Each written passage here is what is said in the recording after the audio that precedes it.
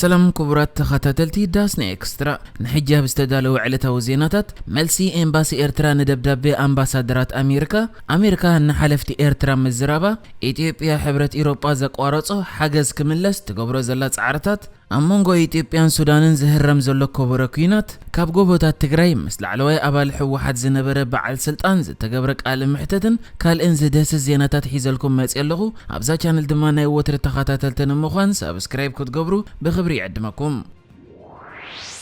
امباسي إرترا بأمريكا نتي امباسادرات أمريكا بإثيوبيا نبر بزعبا زلو قيتشت زصحفوه ناي حبار قلع دبدابه قيتشت زساوري كبل غليصوا ابتي زصحفوه دبدابه إرترا مريتا وحدነት ኢትዮጵያ ስጋት ፈጢራ ከምዘላ ዘስምዕ ምዃኑ ቅንዕና ዝጎደለ እዩ ወላኳ ብዛዕባቲ ኣብ ኢትዮጵያ ዘሎ ኩነታት ዝሃብዎ ዘይሚዛናዊ ርእይቶ ክንዛረብ ዘይንደሊ እንትኾና ኣብቲ ኣብ ደበቢኦም ብዛዕባ ኤርትራ ዝበርዎ ተኽተኽን ካብ ሕማቕ ሕልናን ዝነቐለ ጠቐነ ዝተሰምዓና ቁጥዐ ክንገልጽ ክንገደዲና እቶም ኤርትራን ኢትዮጵያን ኣብ ኩነታት ኩናት ኣብ ዝነበሩሉ ዓመታት ኣብ ኢትዮጵያ ዝነበሩ ኣምባሳደራት ምስቲ ብዓብላልነት ሕወሓት ዝምራሕ ዝነበረ መንግስቲ ኢትዮጵያ ወጊኖም አንጻር ረብሓ ኤርትራ ንኢትዮጵያ ዝደገፉ እዮም ክብል እዩ እቲ ኤምባሲ ግብረ መልሲ ሂቡ ዝርከብ ኣብቲ ኣመረው ሓበሬታ ሪፖርተር ዝተባሃለ ኢትዮጵያዊ መጽሔት ዝወፀ ቁልዕ ደብዳቤ እቶም ኣምባሳደራት ብዛዕባ ህላዊ ወተሃደራት ኤርትራ ኣብ ትግራይ ዝወፁ ጸብጻባት ከም ዘሻቀሎም እዚ ድማ ንመሬታዊ ሓድነት ኢትዮጵያ ኣብ ሓደጋ ከወድቕ ይኽእል እዩ ክብል እዮም ብዛዕባ ዘሎ ኩነታት ዝተዛረቡ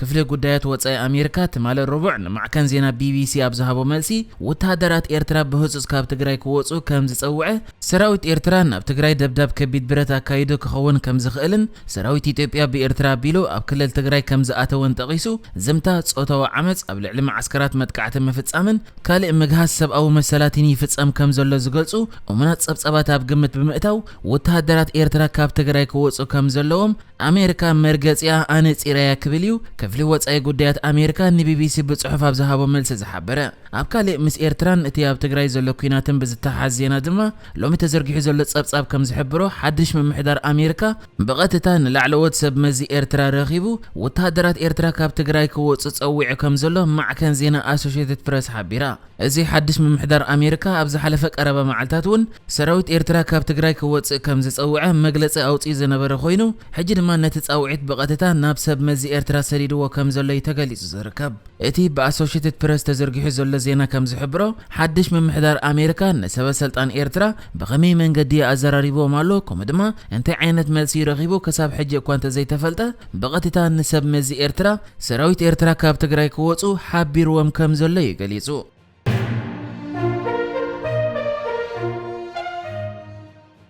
መንግስት ኢትዮጵያ ኣብ ክልል ትግራይ ውግእ ምስ ጀመረ ሕብረት ኤውሮጳ ብዙሕ ከይጸንሐ እቲ ኢትዮጵያ ዝህቦ ዝነበረ ገንዘባዊ ሓገዝ ከም ዘደስከሎ ዝተገልጸ ኮይኑ ሕጂ ድማ ኣምባሳደር ኢትዮጵያ ኣብ ሕብረት ኤውሮጳ ዝኾነት ሄሮት ዘመነ ኣህጉራውያን ሓገዝቲ ኢትዮጵያ በቲ ዘሎ ጊዜያዊ ብድሆታት ከይደናገሩ እያ ጸዊዓ ዘላ እቲ ኣምባሳደር ወሲኻ እቲ ስርሒት ኣብ ውሽጢ 3 ሰሙን ተዛዚሙ ሕጂ መንግስቲ ቀረባት ክቅርብ እዩ ኣብ ጻዕሪ ዘሎ ብምባል ንሕብረት ኤውሮጳ ብዘሎ ብድሆታት ከይደናገር እያ ተማሕጺና ትርከብ እዚ ይኹን እምበር እቲ ኣምባሳደር እቲ ደስኪሉ ዘሎ حجز حبرة أوروبا نمبربار ذهبت مجلسي مستيا برلمان حبرة أوروبا بجلاء أبلات ودو حبرات هاجراتكم دما أبلات برلمان أوروبا زتوها بمجلسي زجاج أينيرو أبتنا حبرة أوروبا برلمان حد ميكوالا زبال أبلات برلمان أبزها بمجلسي أبي أحمد معلتاوي ينكينات جبانات زفت سمزلا نحن أزخونا كم زي اللي إنا نمثل زلنا أنت يتأجمنا بمبال حبرة أوروبا سقوم تكوسيري تسويعو كم زي ذكر حبرة أوروبا أبزح حلف أوان إثيوبيا كهوب الدليل زنبرو 8 ب5 مليون يورو ناي حجز باجت زادس كلا خوينو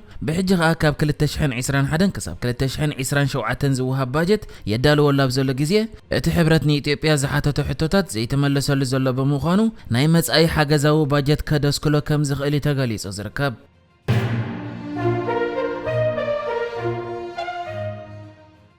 هاجر السودان نتكاب ملشاتات إثيوبيا زمن زعتو أبدوبات كلتين هاجر زركب بألف شقة باهيل زفلت كبابي كم زيت ملس منقستو أقول زينا السودان سنة حبيرو عزازي مبلك على أجار كفل سراويت ميجا جنرال حيدر الطريفي أبزهاب مجلسي سودان كم مريتا حنت صدر وانتغون كم زيت هب من الرقات مختاب حدثتو تهدرات جميرهم كم زلوي أفليتو إتا عزازي نكبرن مريتا وحد النتن هاجر نمكل خال كلهم نبرتنا الزوبا أو داتهم ناب سراويت كتصنبرو كدفافو كتصوعي ተሰሚዑ ዘሎ ጀነራል አልጥራይፊ ከም ዝበሎ ድማ ኣብዚ እዋን ሓይልታት ምክልኻል ኣብ ልዕሊ ምንቅስቓስ ንምስላጥ ዝህቦ ዘሎ መሰረታዊ ኣገልግሎት ነቲ ኣብ ዶብ ዝርከብ መሬት ንምዕባል ድልድላትን ጽርግያ ናብ ምህናጽ ከም ዝርከብ ኣፍሊጡ እዚ ከምዚ ኢሉ እንከሎ ድማ ኣብ መንጎ ሱዳንን ኢትዮጵያን ብወግዒ ኩናት ክጅመር ይኽእል ኣብ ዝበሃለሉ ዘሎ ግዜ ኢትዮጵያ ዝሓለፉ ክልተ ሰሙናት ናብቲ ምስ ሱዳን ዘለዋ ዶብ ከቢድ ብረታ ጸጊዓ ከም ዘላ ተገሊጹ እቲ ናይ ኢትዮጵያ ታንክታትን ጸረ ነፈርትን ዝኾነ ከበድቲ ኣጽዋር ናብ ዶብ ሱዳን ተጸጊዑ ኣብ ዝበሃለሉ ዘሎ ግዜ ከዓ ብወገን ሱዳን እውን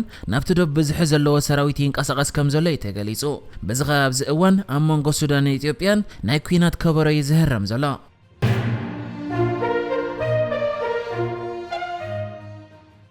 ኣብዚ ሓለፈ ቀረባ መዓልታት ብዛዕባ ዲፕሎማሲያዊ ጉዕዞ ስዩም መስፍን ጽሒፉ ዝነበረ ኣባል ትካል ዓለማዊ ሰላም ዝኾነ ኣሌክስ ደዋል ሕጂ ድማ ምስቲ ካብ 1975 ክሳብ 1991 ከም ኣባል ሕወሓት ኣብ መውዳቕ ስርዓት ደርጊ ዝተሳተፈ ብድሕሪኡ ድማ ክሳብ 2000 ዓመተ ምህረት ኣብ ዝተፈላለየ ፀፍሕታት ስልጣን ድሕሪ ምጽናሕ ካብኡ ንድሓር ጥሮታ ወፂኡ ኢንስቲትዩት መስሪቱ ከምኡውን ኣባል እዚ ትካል ዓለማዊ ሰላም ዝኾነ ኣብዚ እዋን ግን ኣብ ጎቦታት ትግራይ ዝርከብ ሙልጌታ ገብረ ህይወት በርሀ ዝበሃል በዓል ስልጣን ሕወሓት ነበር በመንገዲ ቴሌፎን ኣብ ዝገበሮ ቃለ መሕተት ብዛዕባ ተኩናት ከምኡ ድማ ዘሎ ኩነታት እዩ ምስ ኣሌክስ ደዋል ዝተዛረበ ሙልጌታ ገብረ ህይወት ኣብ መልሱ ኣብ መጀመርታ እቲ ውግእ 23 በጦሎን ናይ ትግራይ ጥራይ ኣንጻር 42 ናይ ኤርትራ ክፍለ ሰራዊታት 12 ናይ ኢትዮጵያ ክፍለ ሰራዊት ኣስታት 10,000 ዝኾኑ ናይ ኣምሓራ ፍሉይ ሓይሊ ከምኡ ድማ ተወሳኺ ናይ ክልል ኦሮሞን ሶማልን ሓይልታት ከም ዝገጠሙ ኣብ ልዕሊ እቶም ሓይልታት በቶም ናይ ትግራይ ሓይልታት ዝወረደ ከሳራ ከዓ ተኣምር ኢልካ ጥራይ ክትገልጾ ከም እትኽእል ድሕር ምዝራብ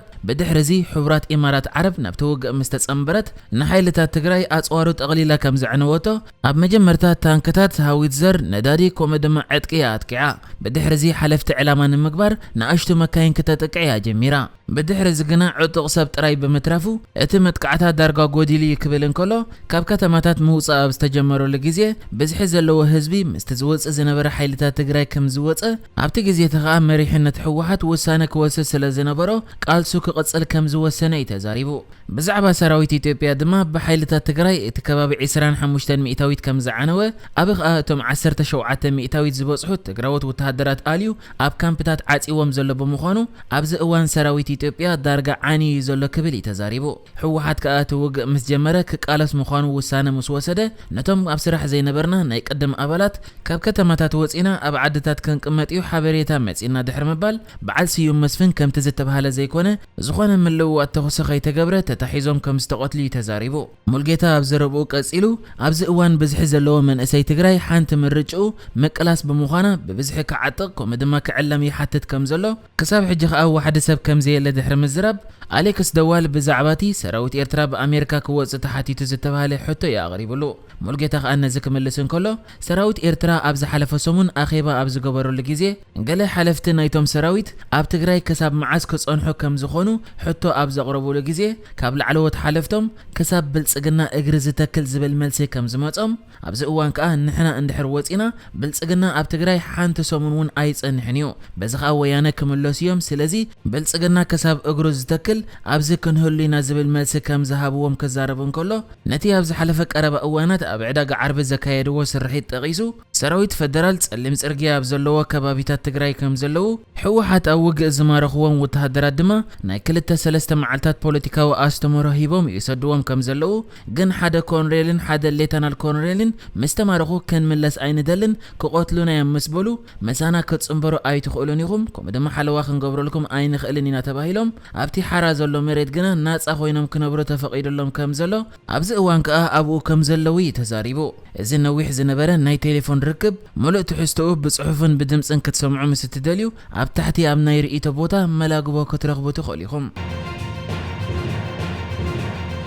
ንሕጂ ዝተዳለወ ዜናታት እዚ ነይሩ ብካልእ ክሳብ ንራኸብ ሰላም ንዓኹም